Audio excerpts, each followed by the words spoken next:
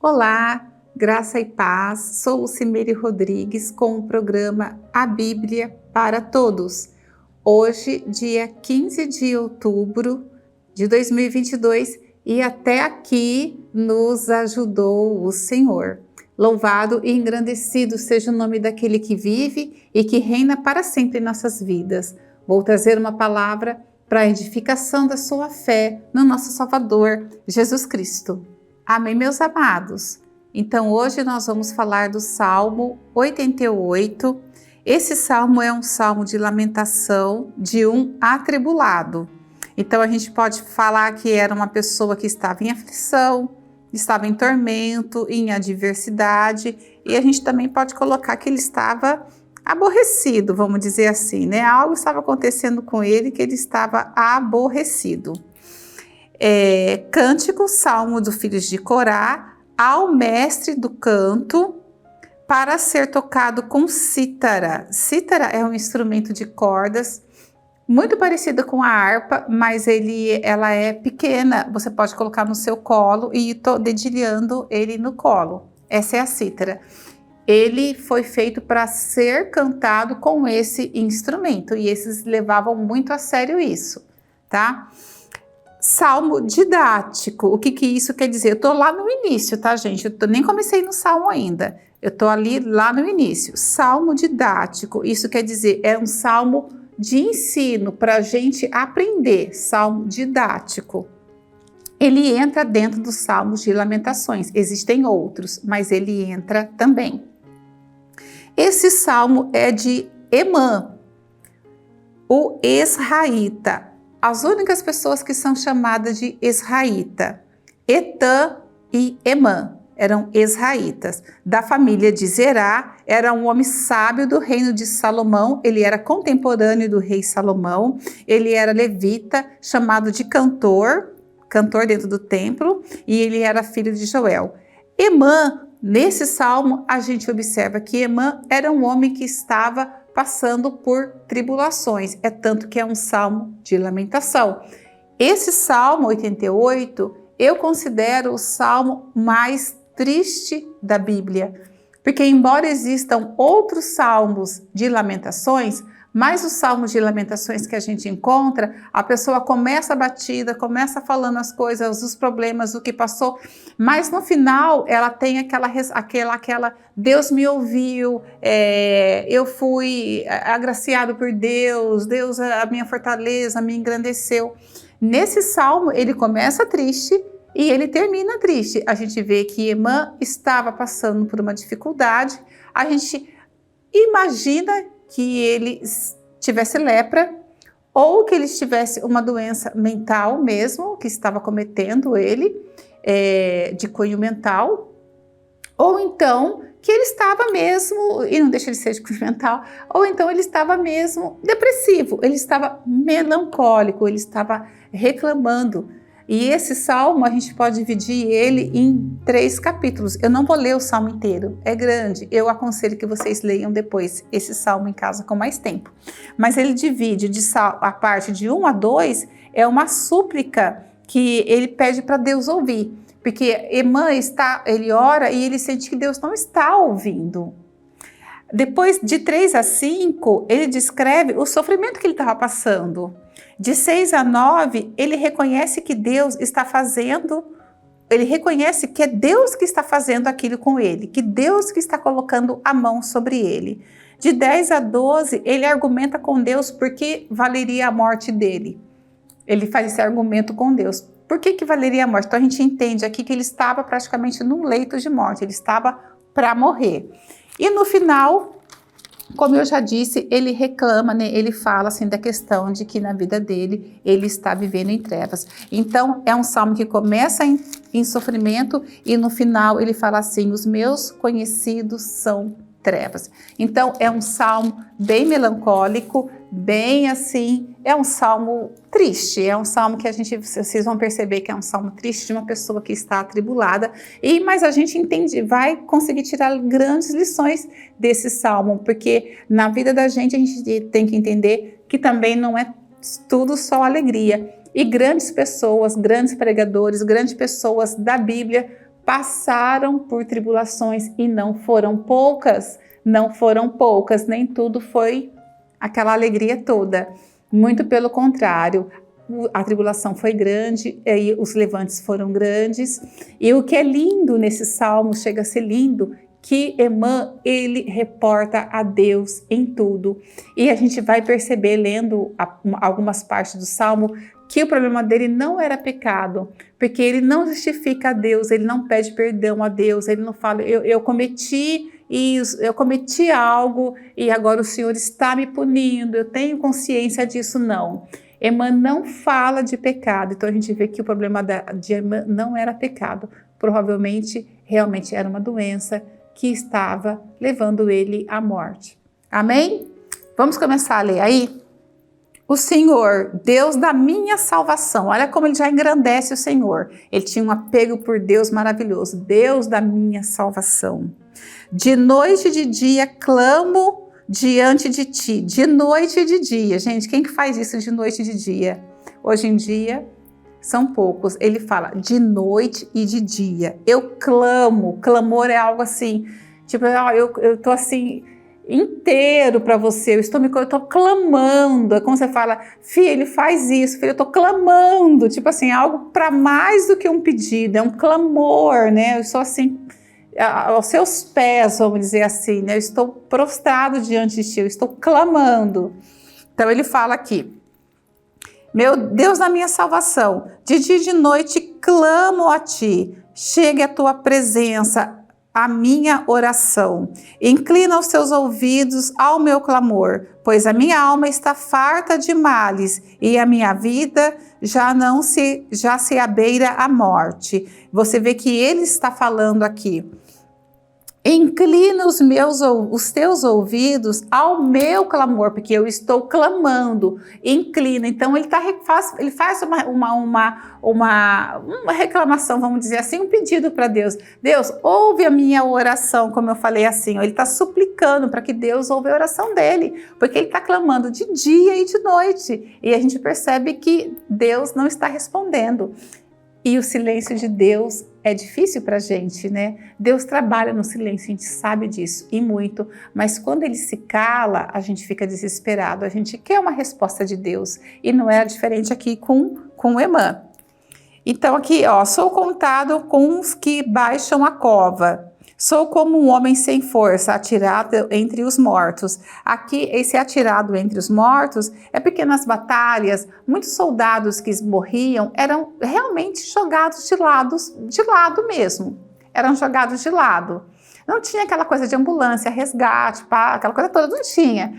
E quando um soldado era gravemente ferido, um soldado levava uma lança e era gravemente ferido, não tinha condições de sobrevivência, a gente tem que entender que naquela época não existia um equipamento para ver o que aconteceu por dentro dos órgãos, não tinha uma cirurgia, não existia penicilina, remédio, aquelas coisas todas.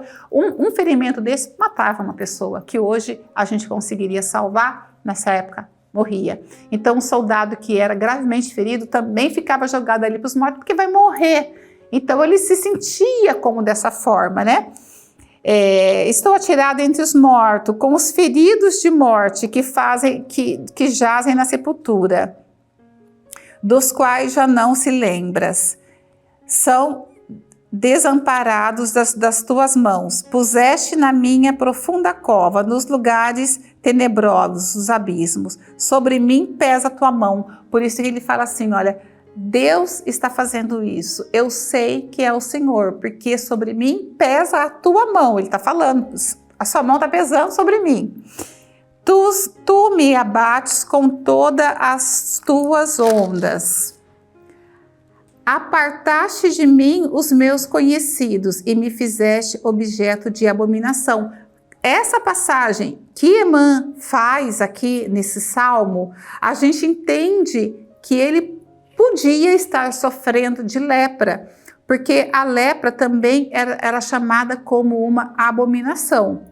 Nessa época aqui. E antes ele fala, aparta-te de mim os meus conhecidos. E a lepra era uma doença que as pessoas tinham que ficar afastada. Eu não estou dizendo que é lepra, mas pode ser lepra. Só que a gente tem que entender também que ele servia no templo. E no templo um leproso também não podia servir. Então pode ser também que essa doença seja uma depressão profunda, uma melancolia muito profunda que ele estava passando. Estou preso, eu pulei uma parte aqui, tá? Estou preso, estou na parte B do versículo 8. Estou preso e não vejo como sair. É triste quando a gente está preso e não vejo saída. E acontece isso com a gente, acontece isso com todo mundo, e independente da classe social, se a pessoa tem menos, se tem mais, não independe. Às vezes a gente se vê como quem está sem saída. É tanto que tem muitos empresários aí que tá cheio de dinheiro, acontece qualquer coisa, ela dá um tiro na cabeça, né? Se viu sem saída, completamente sem saída. A gente vê que isso acontece aí. Estou preso e não vejo saída, meus olhos desfalecem de aflição. Dia após dia venho chamando a ti, Senhor. Olha que ele suplica dia após dia. E levanto nas minhas manhãs. Isso é uma lição pra gente, né? Porque dia após dia eu estou clamando a ti. E te levanto nas minhas manhãs. Logo de manhã ele se levanta para falar com Deus, para pedir uma resposta para Deus, para falar do que está acontecendo com ele. Mostrará tus prodígios aos mortos. Aí é aquela parte que eu falo, que ele fala assim, que ele reconhece que Deus está fazendo tudo e ele argumenta porque Deus mataria ele, porque ele está num leito de morte, ele está se vendo ali no leito de morte. E você vê que aqui ele passa uma lição muito linda para a gente, porque ele fala assim, ó, dia após dia venho clamando a ti, Senhor, e te levanto nas minhas manhãs. E, gente, é muito comum, né, quando a gente passa por uma aflição, uma adversidade qualquer que seja na vida da gente, é muito comum a gente se afastar de Deus. A gente culpa a Deus de tudo. É o Senhor que está fazendo isso. E, na verdade, um judeu que era ensinado sobre as leis de Deus mesmo, sabia que Deus era soberano e que tudo procedia de Deus e que tudo que acontecia era a vontade de Deus, ele reportava mesmo tudo é Deus. É o Senhor que está fazendo, porque um judeu dessa época aqui, acredito que até hoje, ele não acredita na sorte. Ai, que sorte, abriu uma porta. Não, se abriu uma porta de emprego foi porque Deus abriu. Se aconteceu isso foi porque Deus quis. Tudo ele reportava a Deus. Não tinha acaso, não tinha sorte, foi obra do destino. Isso era algo que não existia, não era uma fala dos judeus, não era uma fala de Israel, o acaso, a sorte, a obra do destino. Não era, era tudo a soberania de Deus, era tudo no controle de Deus. Se está acontecendo foi porque Deus permitiu. E ele tinha consciência disso. Mostrará tu prodígio, no 10, mostrarás tu prodígio aos mortos, ou os finados se levantarão para te louvar? Será referida a tua bondade na sepultura? Aí ele faz um questionamento com Deus, né? Ele meio que pergunta assim para Deus, eu questiono Deus, né? O Senhor vai me levar? Vai ter proveito a minha morte? E eu fiquei pensando depois assim comigo, sabe? Eu quase entrei em melancolia também, porque esse homem aqui, veja bem, gente, ele era um cantor, ele era um salmista, né? Ele salmodiava, ele fez salmos aqui, né? Ele era cantor, ele servia no templo, ele era contemporâneo de Salomão, ele era um dos homens mais sábios do reino. Ele tinha como justificar a morte dele. Senhor, compensa o Senhor me levar? Eu faço isso, eu sou cantor, eu sou um dos homens mais sábios aqui do reino de Salomão, eu sirvo no templo, eu sou um levita, eu faço salmos, quer dizer, sou músico também. Compensa o Senhor me levar? Aí eu fiquei pensando, né? Eu fiquei pensando, o que eu faço, Senhor? Eu faço isso. Eu fiquei pensando assim, será que compensa ficar? Será que compensa levar? O que eu mostraria para Deus? E você? O que você mostra para Deus, né? Porque ele tinha muitas razões para falar, Deus, não compensa o Senhor me levar. Eu sirvo muito ao Senhor, eu sou muito bom aqui, eu compenso ficar, recompensa, o Senhor vai sair muito melhor se eu ficar do que se o Senhor me levar. E a gente, né? Será que a gente está fazendo uma obra boa? Será que a gente está fazendo tanto a ponto da gente poder falar, Senhor, não compensa o Senhor me levar? Olha que tantas coisas que eu faço aqui, olha quantas coisas que eu sirvo na sua obra. E eu fiquei pensando comigo, ai meu Deus do céu, preciso trabalhar mais na obra. E aí ele fala aqui, ó, será referida a tua bondade na sepultura? Como que eu vou falar da sua... Ele sabia que existia vida depois da morte, é lógico que ele sabia disso, e a gente sabe disso, mas ele está falando meio que pro lado de cá, né, como se fosse na nossa vida, né, da sepultura para os vivos, não da sepultura para a morte. Então ele fala, será referida a sua bondade na sepultura? Como é que eu vou falar da sua bondade na sepultura, né? A tua fidelidade no abismo, como isso vai acontecer? Acaso nas trevas se manifestam as tuas maravilhas? Olha aí ele falando de novo. E a tua justiça na terra dos esquecidos? Porque, na verdade, a gente tem que entender mesmo que depois que a pessoa desce à sepultura, é lógico que a família sofre, todos sofrem, existe um momento de luto, os momentos de luto de alguns são longos, outros conseguem lidar melhor com essa questão da morte. Outras pessoas são criadas para entender, a família já começa a explicar isso, que um dia vai haver uma separação, que um dia a morte vai separar a gente. E outras famílias nem comentam nisso, e as pessoas quando passam por isso, passam por um luto muito dolorido, né? E longo, um luto muito longo. Mas a gente sabe que no cemitério, ou onde seja a pessoa esteja enterrada, a pessoa recebe uma visita, 2 visitas, no início existe isso. Eu não tenho pai, meu pai é falecido. Eu visitei uma vez só o túmulo do meu pai e nunca mais eu fui, porque me fez muito mal ver aquela terra e uma placa escrito o nome do meu pai e eu falar assim, a pessoa se reduz a isso, né? E debaixo dessa terra existe um corpo que eu amei tanto, me fez muito mal. Então ele fala assim, a terra dos esquecidos, porque você vai uma vez, você vai 2, você vai 3, depois essas visitas vão raliando. Vocês concordam aí que elas vão raliando? E vai chegar uma hora que essas visitas vão cessar, porque as pessoas vão tomar conta da vida dela, vão tomar conta. Eu fui seguir minha vida, meus irmãos foi seguir, minha mãe foi seguir a vida dela, porque não adianta você chegar e lá toda hora ficar pranteando em cima de uma coisa que realmente está ali, já esqueceu, não existe vida mais ali, a vida agora é outra. Então ele está falando, terra dos esquecidos, que a pessoa vai esquecer, a pessoa vai seguir a vida dela, é o curso normal da vida, a gente enterra, a gente planteia, a gente sofre, chega uma hora que a gente tem que falar, não dá mais para sofrer, eu preciso seguir minha vida. E a pessoa, tô toquinha hoje, tô achando tudo muito estranho, e a pessoa acaba seguindo a vida dela. Mas eu, Senhor, clamo a Ti por socorro, e antemanhã já te antecipa diante de Ti a minha oração. Então, logo cedinho, antes que amanhã, eu já antecipo a minha oração a Ti. Olha, logo cedo, ele era um homem que pedia muito. É uma lição muito linda que ele dá, né? Porque em meio à tribulação, ele não abandona Deus. Ele não abandona Deus.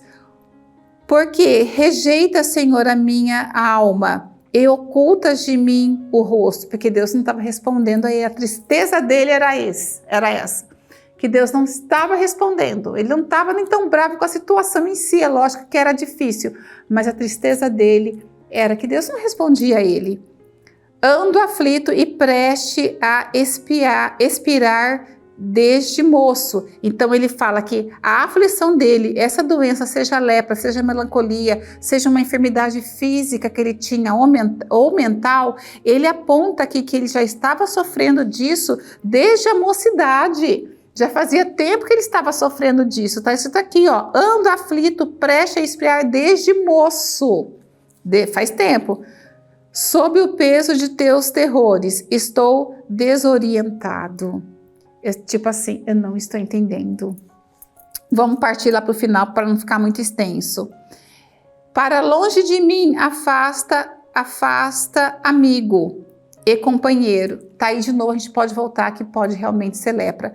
E também pode ser a melancolia, porque a pessoa melancólica, inicialmente ela começa a buscar ajuda, as pessoas vão ajudando, mas se ela começa a não responder, começa a dar retorno do que as pessoas estão fazendo, das ajudas, tudo, as pessoas também acabam se afastando, porque no fundo, a pessoa muito depressiva, muito melancólica, ela acaba meio que ficando chata perto das pessoas, né? Porque ela só vê o sofrimento dela, infelizmente, ela acaba só vendo o sofrimento dela, E as pessoas acabam se afastando. Então, para longe de mim, afasta amigo e companheiro. Os meus conhecidos são as trevas. Então, ele termina dessa forma. Os meus conhecidos são as trevas. É um salmo muito triste, né? Eu acredito, eu vejo que esse salmo é o salmo mais triste, porque ele começa triste e ele não termina com uma alegria. Ele termina com: os meus conhecidos são as trevas, é a escuridão, né? Eu tô triste, né? Os meus conhecidos são trevas, né? Mas a gente tem que entender aqui que esse salmo, como eu falei, é um salmo didático, é um salmo para ensinar. Ensinar a gente a quê? Na hora da aflição, a gente tem que buscar a Deus. A gente tem que buscar a Deus, tem que se ajoelhar, tem que clamar dia e noite, não pode desistir. A nossa petição tem que ser direta ao nosso Pai, porque muitas pessoas não vão conseguir suprir o que a gente precisa. E a gente tem que reportar sempre a Deus. Deus é a nossa salvação, é o nosso refúgio, é a nossa fortaleza. Com certeza, ele estava passando por dificuldade, mas ele estava pedindo. Existia vida ainda ali. Enquanto existia vida ali, ele estava pedindo. Isso é uma lição grande pra gente, porque a gente, por qualquer coisa, a gente reclama. Por qualquer coisa, a gente já não quer mais. Não deu certo, eu não vou nem mais, não tá me ouvindo, eu não quero mais nem saber. Não adianta, não me responde. Não. A gente tem que respeitar até o silêncio de Deus, porque Deus respeita o seu silêncio, porque às vezes você também se cala e não busca Ele, não busca Deus em oração. Eu vou dar exemplo para vocês. Porque o que está acontecendo com Naamã, o que aconteceu com o Emã, o israelita, gente, acontece isso e ao longo da história, na Bíblia, muito. A gente tem teve um pregador, logo já falecido, é muito conhecido, ele chama Charles Spurgeon. Ele era assim, tipo, o maior pregador que já passou assim. Todos nós que pregamos, todos que sobem ao altar, que faz pregação, ouve pregação dele, porque a pregação dele é uma pregação muito inteligente, uma pregação muito centrada na Bíblia, com conteúdo forte, com um conteúdo assim forte mesmo, robusto mesmo, de robustez. Não é salada, é um conteúdo de robustez. Esse homem sofria de depressão profunda. Às vezes ele ficava um mês sem ir na igreja, 1, 2, 3 semanas, ele não conseguia sair da cama. Ele sofria por depressão profunda. Às vezes as pessoas da igreja, o diácono da igreja, iam na casa dele buscar ele para ir para a igreja, de tanta melancolia que ele estava sentindo. E ele era aí, olha, um pregador, não tinha como falar nada, assim, um pregador maravilhoso, maravilhoso. E eu vou contar outra coisa para vocês. Vamos falar aqui, olha, Davi passou por dificuldade grande. Davi teve um filho chamado Amnon, que ele se encantou por uma filha dele chamada Tamar. Esse Amnon era filho de uma mãe e Tamar era filha de uma outra esposa. E ele se encantou por Tamar, deixa eu ver se o nome dele é Tamar mesmo, por Tamar, que era filha de Davi. E ele seduziu Tamar, e ele esteve com Tamar, e ele se envolveu sexualmente com Tamar. Depois que isso aconteceu, ele criou nojo dela, aversão dela, e ele não quis nem saber mais dela. Isso dentro da casa de Davi. Eles eram irmãos, não eram irmãos por parte de pai e mãe, mas eles eram irmãos. É uma coisa inconcebível. Eu falo que isso é uma coisa inconcebível porque eu tenho irmãos assim, que é só por parte de mãe. É uma coisa assim, que não dá nem para imaginar acontecer uma coisa dessa. E aconteceu dentro da casa de Davi. E Absalão, que era irmão de sangue de Tamar, conspirou depois contra Aminon.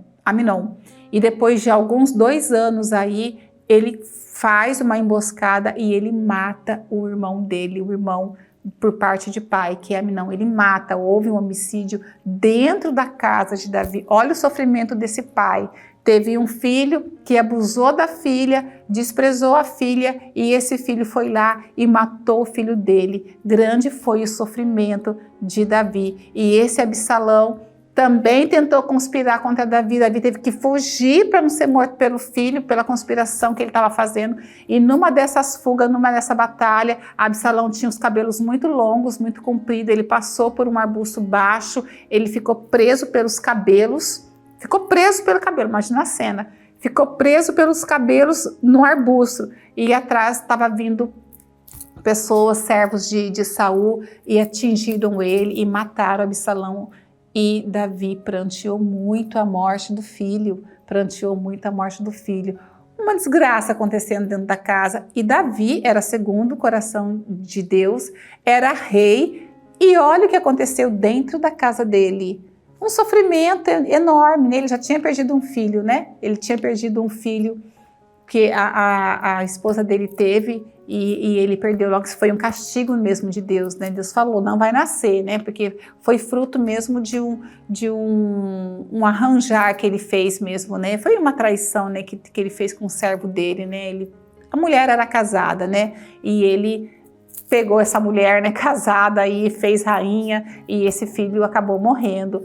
Então, existe mesmo, a gente passa por adversidade, a gente vê aqui, olha, Davi passou por essas aflições, por essas adversidades. Jó, vamos ver Jó aí, perdeu tudo num dia, perdeu os filhos, perdeu as filhas, perdeu a casa, perdeu o rebanho, perdeu tudo num único dia. Ele perdeu tudo. Então a gente vê que acontece, a gente vai passar por adversidade enquanto a gente está nesse mundo. E isso é uma prova que Deus dá para a gente, que a gente não tem que se conformar com esse mundo, porque esse mundo é assim mesmo. Então a gente, quando não acontece nada, está tudo muito bem, a gente começa a gostar de um lugar que não é nosso. A nossa projeção é a Terra Santa, né? A gente almeja o céu. Então aqui nós vamos ter mesmo essas diversidades. E isso vai acontecer mesmo com a gente. E a gente tem que correr aos pés de Cristo. Você veja aqui, né? Emã, dia e noite. E ele orava assim, olha, com a mão para cima, orava assim, porque era costume dos... É engraçado que a gente abaixa a cabeça, né? A gente faz assim para orar. Mas eles oravam assim, como se estivesse procurando algo no céu. Ele orava assim com as mãos. Isso era de dia, isso era de noite, isso era de manhã. Senhor me ouve, Senhor atende, não desistiu. E agora vamos falar do sofrimento de Jesus, hein? E o sofrimento de Jesus? Lembra aí no Getsemane?